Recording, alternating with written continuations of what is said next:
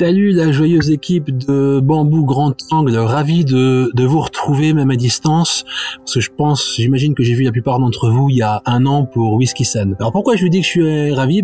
C'est quand même authentique, d'une part parce que je vous avais trouvé sympa individuellement comme en équipe, et puis aussi et surtout parce que vous avez fait du super boulot sur Whisky San, et je vous en suis vraiment reconnaissant. Je serais bienvenu vous présenter Et au milieu coule la Drôme, comme pour Whisky San, mais bon, pour Whisky San j'avais des arguments, hein. Il y avait la dégustation de whisky, là, je pouvais vous amener du chanvre, de l'ail noir, des huiles essentielles, il y a aussi des bons vins, du nougat, du picodon, mais bon, c'est peut-être moins puissant comme argument. Je vais pas vous raconter l'histoire de Et au milieu coule la Drôme, je vais laisser Hervé faire ça puisqu'il adore, alors je vais vous parler un petit peu plus du projet et de son origine vite fait. On habite familialement avec mon épouse et notre petite dernière dans la Bio-Vallée dont on raconte l'histoire depuis 7 ans. Ça a été un vrai coup de cœur. Un vrai coup de cœur pourquoi? Pour plusieurs éléments. Un, la beauté, parce que c'est vraiment des très jolis paysages. Deux, des gens à la fois accueillants et rebelles, et ça j'aime beaucoup. Et puis 3, et c'est ça qui est dans l'histoire, c'est un territoire avec une importante avance au niveau de la transition écologique et humaine, tout ça à bien des niveaux, et qui a commencé il y a quelques décennies par une mobilisation citoyenne. C'est ce que montre cette BD, donc la beauté des paysages, la beauté des gens et la transition écologique et humaine. Pour le montrer, on s'appuie sur Juliette, notre héroïne, que vous allez aimer,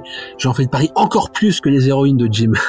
Donc l'objectif de cette histoire, évidemment, c'est de raconter une bonne histoire qui donne du plaisir à tous ses lecteurs et qui tiennent debout toute seule, bien sûr. Puis il y a aussi quelque part l'idée de mieux faire connaître ici même, dans la Bio-Vallée, qui correspond en fait à la vallée de la Drôme, une centaine de villages qui sont autour de la vallée de la Drôme. Donc mieux la faire connaître ici même, parce que tout le monde ne connaît pas.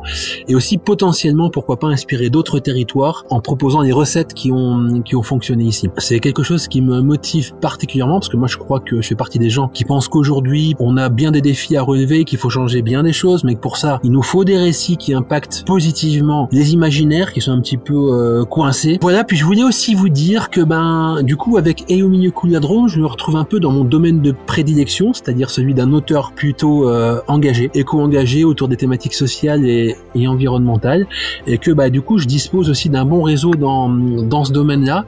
On pourra évidemment l'utiliser positivement, que ce soit auprès de médias dont j'ai pas mal de coordonnées, pour des conférences ou encore pour d'autres événements. Voilà, merci pour votre attention. Si ça se trouve, ça sera même pas coupé. J'espère vous revoir bientôt.